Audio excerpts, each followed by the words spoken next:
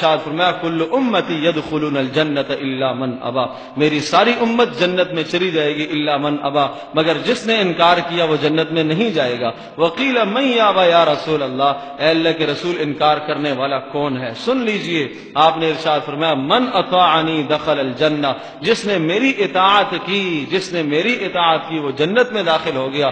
ومن عصانی فقد ابا، اور جس نے میری نافرمانی کی وہ انکار کرنے والا ہے، وہ انکار کرنے والا ہے۔ ہم دیکھیں اپنی زندگی کا جائزہ لیں، مائیں بہنیں بھی جائزہ لیں، کہیں ہم آپ علیہ السلام کا انکار تو نہیں کر رہے۔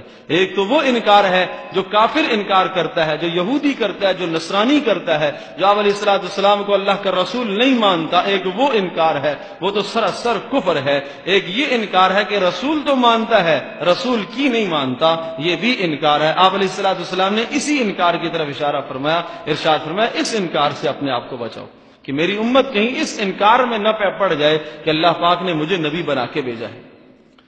اللہ اکبر۔ ارشاد فرمایا وما كان لمؤمن ولا مؤمنة اذا قضى الله ورسوله امرا ان يكون لهم الخيرة من امرهم، جب اللہ اور اس کا رسول کوئی فیصلہ کر لے اس کے بعد کسی مسلمان کو دم مارنے کی ہمت نہیں ہے کہ وہ یوں کہے کہ نہیں یہ یوں ہونا چاہیے تھا۔ اللہ کے نبی کی سنت جب سامنے آئے، حدیث جب سامنے آئے، تو اس کے بعد اب کسی مومن کے لیے یہ زیب نہیں ہے، اس کے لیے جائز نہیں ہے کہ اس کے اندر وہ کلام کرے۔ فلا وربک لا یؤمنون حتی یحکموک فیما شجر بینہم، اللہ نے قسم کھائی ہے، اور اللہ نے قسم بھی عجیب انداز میں قسم کھائی ہے۔